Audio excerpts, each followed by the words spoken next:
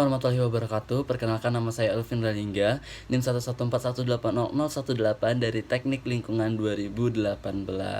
Nah, di sini saya akan menjelaskan tentang etika profesi lingkungan, yaitu mengenai konsep dasar etika, yaitu saya menjelaskan tiga, yaitu ada etika, moralitas, dan etika keilmuan. Yang pertama kita langsung aja, itu etika. Nah, apakah itu etika? Nah, kata etika berasal dari bahasa Yunani kuno, yaitu ethos. Nah, dalam bentuk tunggal, ethos memiliki banyak arti. Tempat tinggal yang biasa itu pada padang rumput, kandang, kebiasaan, adat, watak, perasaan, sikap, cara, dan berpikir. Nah, dalam bentuk jamak, taeta berarti ada kebiasaan. Artinya ini menjadi latar belakang bagi pembentukan istilah etika. Nah, definisi etika menurut para ahli, ini saya ada dua ahli aja ya. Menurut Purwadarminta tahun 1953 itu menyatakan bahwa etika sebagai ilmu pengetahuan tentang asas-asas akhlak, moral. Pengertian etika di sini adalah sebagai ilmu. Terus menurut Suseno tahun 1987 menunjukkan teknologi yang memanfaatkan bagi manusia sambil meminimalkan dampak teknologi dan mengadopsi ekologi sebagai dasar fundamental dengan pandangan masalah yang holistik. Itu menurut Suseno 1987. Nah, berdasarkan definisi dan pendapat para ahli, kita tuh dapat menyimpulkan bahwa etika memiliki tiga pengertian seperti sebagai berikut. Yang pertama, etika dalam arti nilai-nilai dan norma-norma moral yang menjadi pegangan bagi seseorang atau suatu kelompok untuk mengatur tingkah lakunya. Yang kedua, kumpulan asas atau nilai moral. Yang ketiga, ilmu tentang yang baik dan buruk. Macam etika itu ada etika deskriptif, ada etika normatif, dan ada etika normatif. Yang pertama, etika deskriptif itu adalah menelaah secara kritis dan rasional tentang sikap dan perilaku manusia.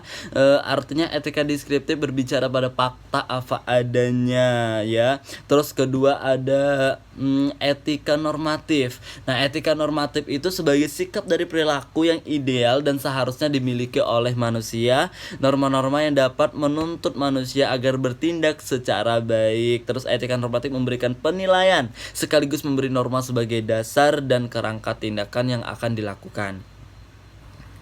Nah, tujuannya apa sih mempelajari etika? Nah, tujuan mempelajari etika itu, tujuan ini menghadapi beberapa kesulitan. Sebab ukuran baik dan buruk itu sangat relatif kan. Nah, tergantung pada keadaan suatu daerah dan suasana pada suatu masa. Nah, etika menentukan ukuran atas perbuatan manusia.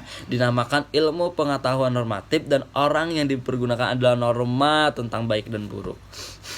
Nah, perbedaan etika dan etiket itu apa aja sih? Nah, perbedaannya, kalau etika menyangkut cara suatu perbuatan harus dilakukan manusia. Kalau etika menyangkut masalah apakah suatu perbuatan boleh dilakukan atau tidak. Nah, kalau etiket hanya berlaku dalam pergaulan bila tidak ada orang lain atau saksi mata, maka etiket tidak berlaku. Nah, kalau etika selalu berlaku juga jika tidak ada sanksi mata. Etika tidak tergantung pada hadir tidaknya orang lain. Amoral dan immoral. Nah, perlu dibedakan antara amoral dan immoral. Nah, dalam bahasa Inggris, amoral berarti tidak berhubungan dengan konteks, moral di luar susana etis, non moral. Kalau immoral dijelaskan sebagai bertentangan dengan moralitas yang baik, secara moral buruk, tidak etis, tidak bermoral. Yang kedua ada moralitas. Etika biasanya berkaitan dengan perkataan moral, yang merupakan istilah dari bahasa Latin, yaitu mos dalam bentuk jamakan mores, dan berarti juga adat, kebiasaan, atau cara hidup, kesesuaian tabiat atau kelakuan seseorang. Nah, moral adalah standar benar dan salah yang diterima dan biasanya diterapkan pada tingkah laku pribadi. Gitu ya, diterapkan pada tingkah laku pribadi. Nah, agama dan moralitas itu berkaitan. Nah, bisa dilakukan lagi bahwa agama merupakan salah satu sumber nilai dan moral yang paling penting, karena di dalam agama itu ada pelajaran tentang etika dan moralitas. Nah, moralitas dan hukum itu ternyata hukum itu membutuhkan moral, karena hukum tidak akan banyak berarti kalau tidak dijawab oleh moralitas, dan menyangkut pelaksanaan hukum di mana penegak hukum harus berlaku etis dalam menjalankan tugasnya. Perbedaan hukum dan moral yaitu hukum membatasi diri pada tingkah laku lahirnya saja, sedangkan moral tidak menyangkut sikap batin seseorang. Yang ketiga ada etika keilmuan. Etika keilmuan itu berupaya mengungkapkan realitas sebagaimana adanya, sedangkan moral pada dasarnya adalah petunjuk-petunjuk tentang apa yang seharusnya dilakukan manusia. Nah, tiga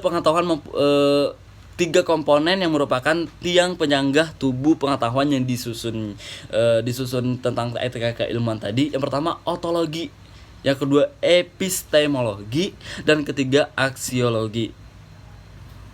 Nah, kemanfaatan ilmu pengetahuan dapat dilihat setidaknya ada 4 hal. Yang pertama, bermanfaat bagi orang dan bergulat dalam ilmu pengetahuan tersebut. Yang kedua, bermanfaat bagi ilmu pengetahuan sendiri. Yang ketiga, bermanfaat bagi skala ruang lebih luas. Yang keempat, bermanfaat bagi skala waktu yang lebih panjang. Nah, 6 sikap ilmu yang harus dimiliki para ilmuwan. Yang pertama, tidak ada rasa pamrih. Yang kedua, selektif agar ilmu mampu mengadakan pemilihan terhadap berbagai hal yang dihadapi. Yang ketiga, rasa percaya, yaitu dia harus percaya diri dan terhadap kenyataan maupun terhadap alat-alat indera serta budi. Yang keempat, adanya sikap yang berdasarkan pada kepercayaan dengan merasa pasti bahwa setiap pendapat atau teori yang terdahulu ditelaah mencapai kepastian. Yang keempat, selalu adanya dorongan untuk terus riset. Yang keenam, memiliki etis. Nah, etika akademis. Integritas akademis adalah inti moralitas di dunia perguruan tinggi.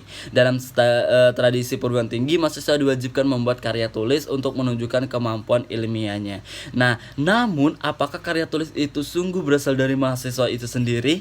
Atas justru plagiarisme. Plagiat itu maksudnya itu mengcopy punya orang lain ya. Nah, tradisi plagiarisme adalah sama dengan tradisi mencuri, mengakibatkan suatu bangsa menjadi malas berpikir, tidak menciptakan pembaruan, tidak menghargai originalitas, kreativitas orang lain, melumpuhkan daya saing bangsa.